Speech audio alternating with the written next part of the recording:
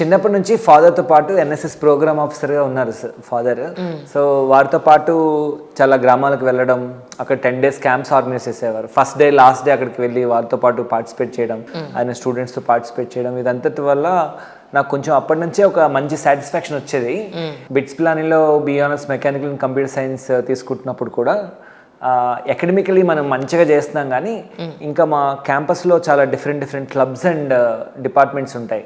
So ఎక్కడో చిన్న వెళుతుందని డిఫరెంట్ డిపార్ట్మెంట్స్ అన్ని వెతుకుతున్నప్పుడు sponsorship and photography, dance, journalism ఇవన్నీ ట్రై చేసి ఆఖరికి ఈ మన ఓన్ వాలంటీరింగ్ ఆర్గనైజేషన్ మనం తయారు చేసుకున్నప్పుడు చాలా సాటిస్ఫాక్షన్ ఉంది. మార్నింగ్ నుంచి నైట్ వరకు 24/7. సో అప్పటి నుంచి ఇదే మన కెరియర్ ఫ్యూచర్ అని నేను డిసైడ్ అయ్యాను. రైట్. అక్కడ నుంచి స్టార్ట్ అయింది. ఎన్నాళ్ళైందండి నిర్మాణం స్టార్ట్ అయ్యింది? ఇది 20th year. Oh my God. So start అయినప్పుడు ఏ పనితో మీరు మొదలు పెట్టారు ఏంటి అని అంటే అందులో పడ్డ మీ స్ట్రగుల్ అంటే ఏం చెప్తారు? డెఫినెట్గా అంటే 2005లో 2002 to 2007లో కలాం సార్, అబ్దుల్ కలాం సార్ కూడా ప్రెసిడెంట్గా ఉన్నారు. అదే టైంలో కోఇన్సిడెంటల్లీ మేము అక్కడ చదువుకుంటూ ఉన్నాము, 5 years కోర్స్ చదువుతూ ఉన్నాం. సో ఆ టైంలో సార్ ఒక కాల్ ఫర్ యాక్షన్ ఇచ్చారనమాట. ఏమన్నారంటే ఓన్లీ పొలిటీషియన్సే కాదు, ప్రతి ఒక్కరము మనం భారతదేశాన్ని ఒక డెవలప్డ్ ఇండియా చేసుకోవచ్చు, ప్రతి ఒక్కరికి పాత్ర ఉంది. అంటే save 1 rupee per day for nation, teach 1 hour per day for nation అని ఒక క్యాంపెయిన్ స్టార్ట్ చేశాం క్యాంపస్లో ఒక 10 మంది విద్యార్థులను కలిసి. సో దానికి ఒక 25 childrenని కూడబెట్టి అక్కడే మన ఈవినింగ్ స్కూల్ క్యాంపస్లోనే, కాలేజ్ క్యాంపస్లోనే రన్ చేస్తూ ఉన్నాం. అప్పుడు ఒక అమ్మాయి కాశీరామ్ కాజీ అని ఒక రిక్షా వాళ్ళ వారి అమ్మాయి రావడం ఆపేసింది. ఎప్పుడైతే మనం చదువు చెప్తా ఉంటాం కదా వాలంటీరింగ్లో, ఒక ఎఫెక్షన్ ఏర్పడుతుంది, ఎందుకు ఈ అమ్మాయి రావట్లేదని మనం అప్పుడు క్యాంపస్ బయట రాజస్థాన్లో ఉన్న విలేజెస్లోకి వెళ్ళాం ఫస్ట్ టైం. అక్కడికి వెళ్ళినప్పుడు ఒక ఎక్స్ట్రీమ్ పోవర్టీ ఎలా ఉంటుంది అనేది మాకు అర్థమైంది. ఈ అమ్మాయి బేసికలీ కాశీరామ్ కాజీకి ఒక మెడికల్ యాక్సిడెంట్ అవడం వల్ల తను డ్రాప్ అయింది. సో డైలీ వేజ్ చేసుకుంటూ తన ఫాదర్తో పాటు మదర్తో పాటు చేస్తూ ఉంది. సో ఇది మాకు చాలా స్ట్రాంగ్గా కలిసివేసింది అన్నమాట. ముందు ఏదైనా కొంచెం చేద్దాము దేశానికి అనుకున్నాం, బట్ తర్వాత మేజర్గా వాట్ ఎవర్ ఇట్ టేక్స్ మనం డెవలప్డ్ ఇండియా సాధించాలి అని ఒక సంకల్పం తీసుకున్నాం. ఎందుకంటే ఓకే, ఫినాన్షియల్ ట్రబుల్స్ వల్ల ఒక అమ్మాయి ఎడ్యుకేషన్ ఆపుతుంది అనేది అప్పుడే తెలిసింది. Thanks to our parents. మేమందరము మిడిల్ క్లాస్ నుంచి ఫార్మర్స్, నెక్స్ట్ టీచర్స్, వీళ్ళ కుటుంబాల నుంచి వచ్చాము, అక్కడికి వెళ్ళాము, అందరం కలిసాం. సో అప్పుడు మనం నిర్మాణం చాలా స్ట్రాంగ్గా ఫౌండ్ చేసి ఇల్లిటరసీ అండ్ పోవర్టీ, నిరక్షరాస్యత, పేదరికం, ఈ రెండింటి మీద మనము ఫోకస్ చేద్దాం, ఈ రెండు ఇంటర్లింక్డ్, దీని మీద పనిచేద్దామని మనం ఒక సంకల్పం తీసుకున్నాం. అప్పటి నుంచి ఆ 25 kids నుంచి ఇప్పుడు 30 lakh పీపుల్కి మనం హెల్ప్ చేయగలిగాం సక్సెస్ఫుల్గా. అండ్ అలానే ఒక save 1 rupee per day for nation, అంటే 200 people on the campus including our vice chancellor, faculty members, 200 people కలిపి 30 rupees per month into 200, 6,000 rupees. ఈ విధంగా మనం స్టార్ట్ చేసాం.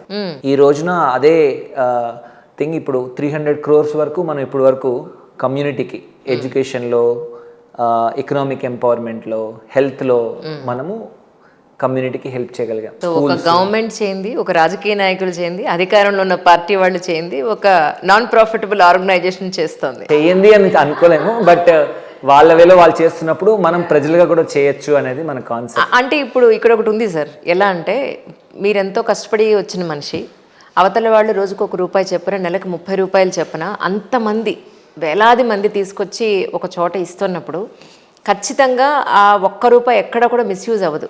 ఇక్కడ మన దేశంలో ఉన్న సిస్టమ్ ఏంటంటే సెంట్రల్ వాళ్ళు ఒక గుప్పడిస్తే మన దగ్గరికి వచ్చేటప్పుడే ఒక చిటికెడే మిగులుతుంది.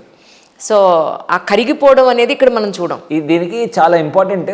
ఈ సక్సెస్కి ప్రధానంగా వెంకట్ గారు, నేను, లేకపోతే ఇంకొంచెం మందో కాకుండా ఇప్పటికీ మనం ఒక 10,000కి పైన వాలంటీర్స్ అండ్ ఒక 500కి పైన నాలానా ఫుల్ టైంలో దీనిలో చేస్తున్న వాళ్ళు ఉన్నాము. సో మేము అందరం ఫాలో అవుతున్న క్వాలిటీస్ కొన్ని ఉన్నాయి, కోర్ వాల్యూస్ అంటాం అన్నమాట. ఎగ్జాక్ట్లీ. దాంట్లో మీకు వస్తుంది అది ఒకటి, being truthful, being responsible, being ruthlessly transparent, నిజాయితీ, బాధ్యత అండ్ పారదర్శకత. ఈ 3 వాల్యూస్ మనం ఫాలో అయ్యాం.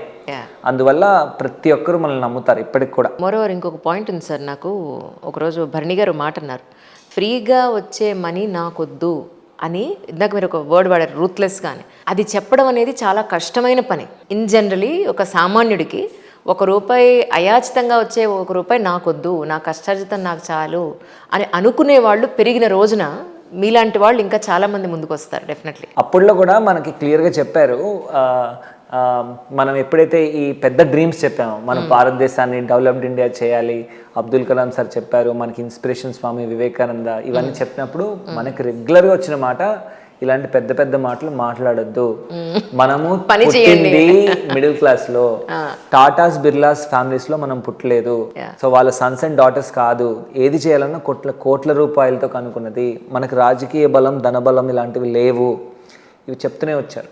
కానీ మనం అనుకున్నాం దట్ వాళ్ళకన్నా మనకు మనం ఆన్సర్ ఇచ్చుకోవాలి. వాళ్ళు చెప్పారు మన ఉద్యోగాల్లో, మన మ్యారేజెస్లో, వీటిలోకి వెళ్ళిపోయిన తర్వాత ఇవన్నీ కావు, ఓన్లీ వాలంటీరింగ్ వర్క్ ఏముంటుందో చేయండి అంతవరకు.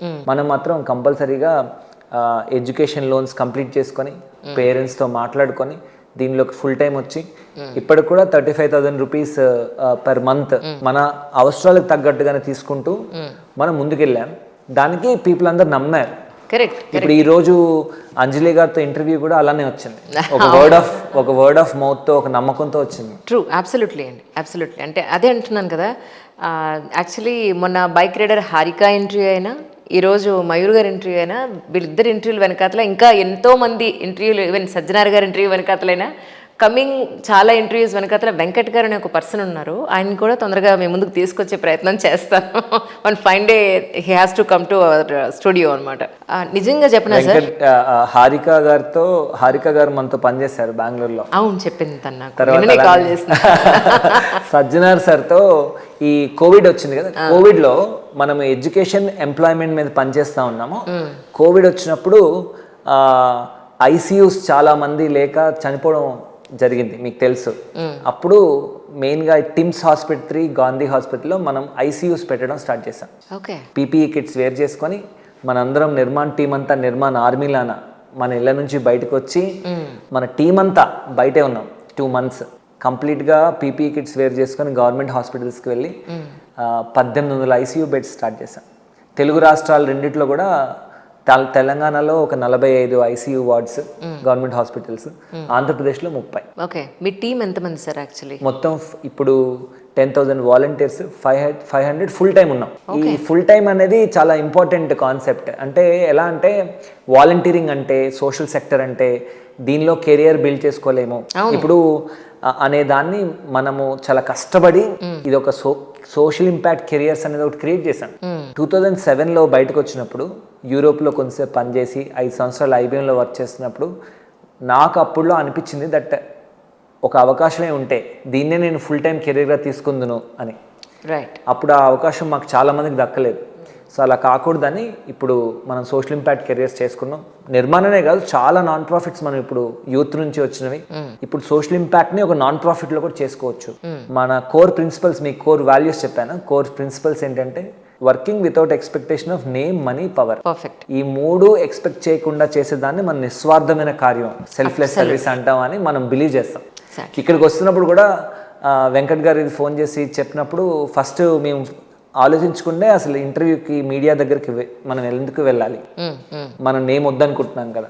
కానీ అప్పుడు అనిపించింది లేదు, మనం ఇప్పటి వరకు మెయిన్గా అర్బన్ ఏరియాస్లో కాన్సన్ట్రేటెడ్గా చేస్తూ ఉన్నాం. ఎందుకంటే కార్పొరేట్ సంస్థలు ఇక్కడ ఉన్నాయి, వాళ్ళ నుంచి నిధులు వస్తున్నాయి, చాలామంది వస్తున్నారు. బట్ కోవిడ్లో మనము రూరల్ ట్రైబల్లోకి వెళ్ళాం. ఎలా వెళ్ళామంటే పీపుల్లోకి వెళ్ళాం. సో అందరికీ ఒక కాల్ ఫర్ యాక్షన్ ఇవ్వాలి.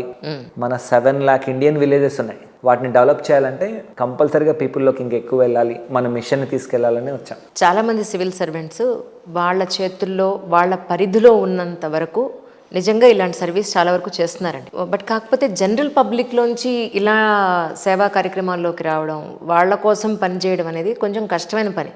ఎందుకంటే నా సంగతి తెలుసుకుంటే, పొద్దున్న లేస్తే యాజ్ ఎ విమెన్ ఇంట్లో వంట, క్లీనింగ్, పని వచ్చారా, బట్టలారా, సరే దీంతో ఒక హాఫ్ డే అయిపోతుంది.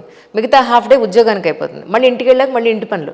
సో అంటే సొసైటీ కోసం పనిచేసే ఆశ ఉన్న, అవకాశం, టైము కుదరని పరిస్థితుల్లో నేనున్నాను. సో నాలాంటి వాళ్ళు చాలామంది ఉంటారు. అసలు మీకు ఎలా సాధ్యపడింది ఇలాగ? ఎందుకంటే మీకంటే ఒక ఫ్యామిలీ ఉంది. సో దాని మీద కాన్సన్ట్రేట్ చేయగలిగే అవకాశం కూడా మీకు ఉండాలి, ఆ టైం కూడా ఇవ్వాలి మీరు ఖచ్చితంగా. సో ఇదంతా ఎలా సాధ్యపడుతుంది అంటే ఏం చెప్తారు? ఫస్ట్ ఆఫ్ ఆల్ మీలాంటి వారికి మేమందరం టీం నిర్మాణ్ తరఫున మేము ఫ్యాన్స్.